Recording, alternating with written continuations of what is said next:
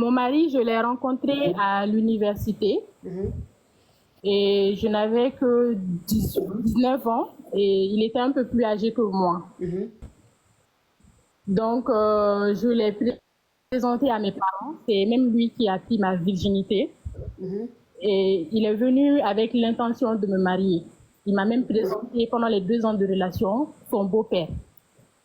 Donc, avec qui j'étais en relation, qui vit en Espagne.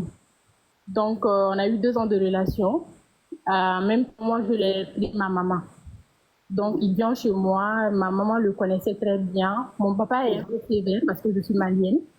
Donc, mon papa n'aimait pas me voir avec des hommes. Donc, quand il venait chez moi, ma maman le recevait et pour elle, c'était l'homme parfait parce qu'il dégageait une image, il était tout le temps là pour moi. Même pour les études, c'était un support pour moi. Donc, Ma chérie, il faut aller droit au but, s'il te plaît. Il y a beaucoup de personnes qui veulent l'appeler. Va droit au but, s'il te plaît. Donc, coach, après 2 ans, quand on a eu le mariage, il y a eu le mariage. À quelques mois du mariage, j'ai compris que mon mari venait du village et moi, je viens d'une famille très riche, extrêmement riche. Et il m'avait caché qu'il venait du village. Il m'avait fait comprendre qu'il était dans une famille aisée, pas tellement riche, mais aisée dans la capitale. Donc, quand je me suis rendu compte qu'il m'avait menti, ma maman elle m'a fait comprendre que voilà, on ne se marie pas pour un homme parce qu'il n'est pas aisé ou pas. Mais vu que c'est quelqu'un de sérieux, parce que ma maman elle était fan de lui, vu que c'est quelqu'un de sérieux, c'est un support pour tout. Plutôt pour lui. Donc, moi, j'ai écouté ma maman. Coach, à partir de la lune de miel, mon mari a commencé à me montrer un visage que je ne connaissais pas de lui. Même pour le côté grêli, quand on était en plein lune de miel, quand je le touchais, il me disait soit tu me dis ces mots-là pour que je te touche, soit que je te grêle, ma chérie, fais ça pour que je te touche. Donc, moi, j'ai pas... Voilà, pour qu'il me grêle. Donc, j'ai passé presque toute ma lune de miel à pleurer. Je ne suis pas tellement... Je suis la première née de ma famille. Donc, ma maman, elle a des problèmes cardiaques. Et mon papa, il a 3 femmes. Donc, je n'aime pas tout le temps venir dire j'ai ce problème. Donc, après la lune de miel chez nous, tu dois faire 15 jours.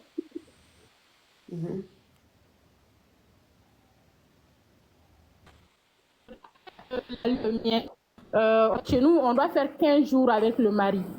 Ça fait partie de la tradition. Et pendant ces 15 jours-là, ma coach, mais j'ai galéré, c'est pas possible. Mon mari, il ne me... Ma chérie, tu peux enlever le haut-parleur, s'il te plaît? Ma chérie, on a gré que ma chérie, tu peux enlever le haut-parleur, s'il te plaît? Il n'y a pas de haut-parleur, ma coach. Ok. Ok, on t'écoute. Ma chérie, il faut accélérer un peu, c'est trop long.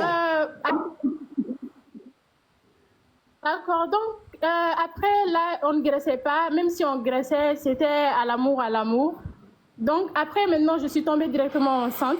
Et même pour que je tombe enceinte, j'ai dû acheter des médicaments, des Viagra pour lui donner pour tomber enceinte parce qu'il ne me touchait même pas. Et il était tout le temps agressif avec moi verbalement. Et voilà, il ne graissait pas.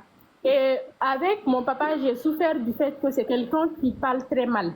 Donc, bien avant le mariage, je lui ai dit que quelqu'un qui parle très mal, je ne peux pas passer toute mon enfance à galérer et venir dans un mariage où je vais encore souffrir. Donc, malgré ça, il continuait. Ma coach, même si je le touchais juste un peu au lit, il descendait, il se couchait en bas ou il partait là-bas.